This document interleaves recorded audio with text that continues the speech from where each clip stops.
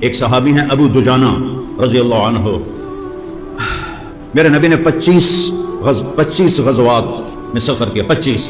ابو دجانہ ان چند صحابہ میں ہیں جو 25 کے 25 سفروں میں میرے نبی کے ساتھ تھے، اور بدری صحابی ہیں۔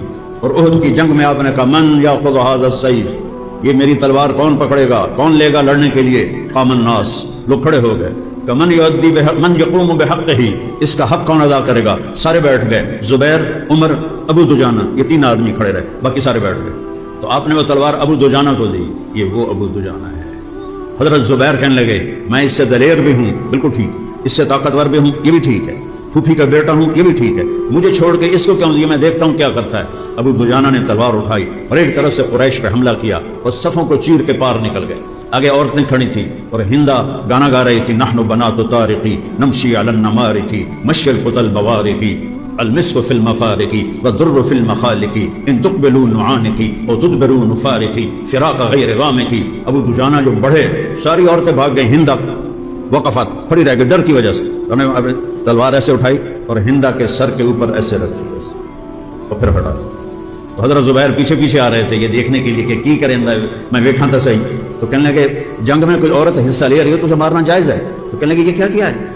لما رفعت عنها السیف، تلوار کیوں کی؟ قال هذا سیف رسول اللہ لا ادنسه بدم المرأة، یہ میرے نبی کی تلوار ہے، عورت کے خون سے گندا نہیں کرنا چاہتا۔ یہ ہے ابو دجانہ۔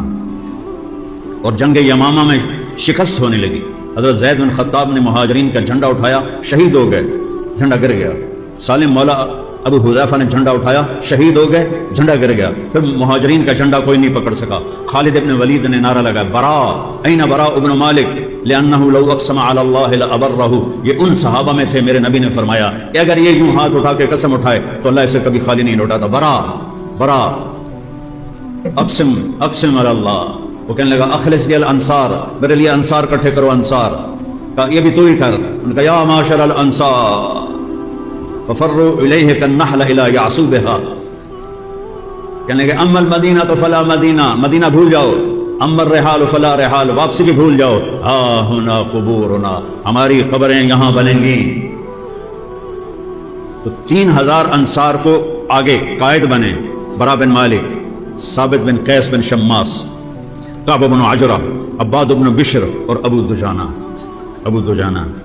ابو دجانہ شہید ہو گئے، عباد بن بشر شہید ہو گئے، ثابت بن قیس بن شماس شہید ہو گئے، کعب بن عجرہ کا ہاتھ کٹ گیا، برا بن مالک نے گیٹ کھولا اور اللہ نے فتح دی۔ یہ ابو دجانہ کہتا ہے اخبرکم ان ارجع عملی عندی، میں آپ لوگوں کو بتاؤں میری بخشش کا سب سے بڑا عمل کیا ہے؟ کہانی سن لیجیے نا، بدری صحابی، احد دا صحابی، صلح حدیبیہ دا صحابی، ینگ یمامہ دا شہید۔ ان ارجع عملی عندی، میرے پاس بخشش کا سب سے بڑا عمل یہ ہے ما آذیت احدا بلسانی